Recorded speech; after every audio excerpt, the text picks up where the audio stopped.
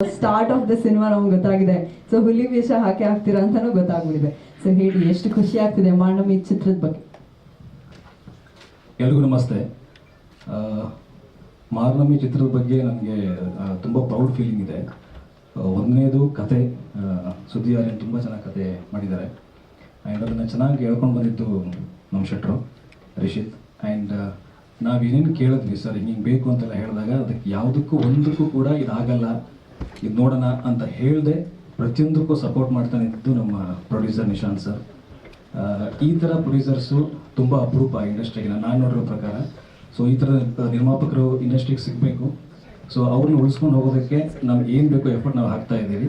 So ಇದು ಗೆದ್ದರೆ ಇವರು ಮತ್ತೆ ಒಂದಿಷ್ಟು ಸಿನಿಮಾಗಳನ್ನ ಮಾಡ್ತಾರೆ, ಈ ಥರ ನಿರ್ಮಾಪಕರು ಹುಡ್ಕೊತಾರೆ. ಆ ಕಾರಣಕ್ಕೋಸ್ಕರ ಈ ಸಿನಿಮಾ ನಾವು ಎಷ್ಟಾಗುತ್ತೆ ಅಷ್ಟು ಎಫರ್ಟ್ ಹಾಕಿ ಗೆಲ್ಲಿಸ್ತೀವಿ. And thank you so much once again.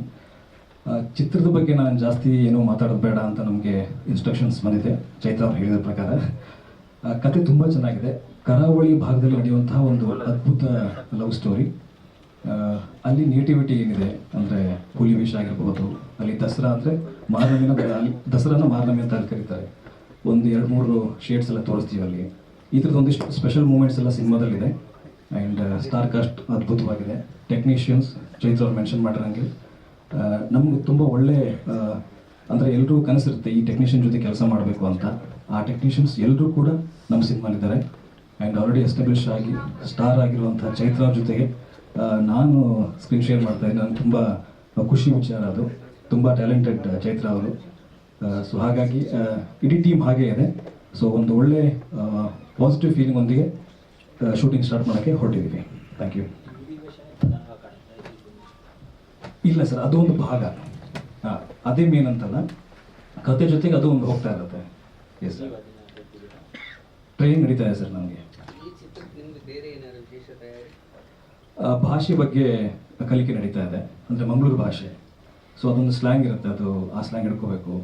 ಅದೊಂದಿಷ್ಟು ಅದಕ್ಕೂ ವರ್ಕ್ಶಾಪ್ ತೊಗೊತಾ ಇದ್ದೀನಿ, ಹುಲಿ ವೇಷ ವರ್ಕ್ಶಾಪ್ ತೊಗೊತಾ ಇದ್ದೀನಿ. ಸೊ ಅದಕ್ಕೆ ಕ್ಯಾರೆಕ್ಟರ್ಗೆ ಏನು ಬೇಕು ಅದೆಲ್ಲ ತಯಾರಿ ನಡೀತಾ ಇದೆ ಸರ್. ಅದೇ ಸರ್, ಸ್ವಲ್ಪ ಕಷ್ಟ ಇದೆ. ಬಟ್ ಎರಡೂ ಕಡೆ ಅಂದರೆ ಈ ಪ್ರೊಡಕ್ಷನ್ ಹೌಸ್ ಕೂಡ ಆ ಪ್ರೊಡಕ್ಷನ್ ಹೌಸ್ ಕೂಡ ಮಾತಾಡ್ಕೊಂಡಿದ್ದೀನಿ. ಸೊ 15 ಡೇಸ್ ಆ ಥರ ಸ್ಪ್ಲಿಟ್ ಮಾಡಿಕೊಂಡು ಎರಡು ಮ್ಯಾನೇಜ್ ಮಾಡ್ತಾ ಇದ್ದೀನಿ.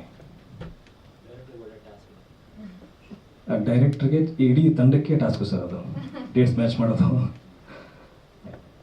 Thank you. ಓಕೆ.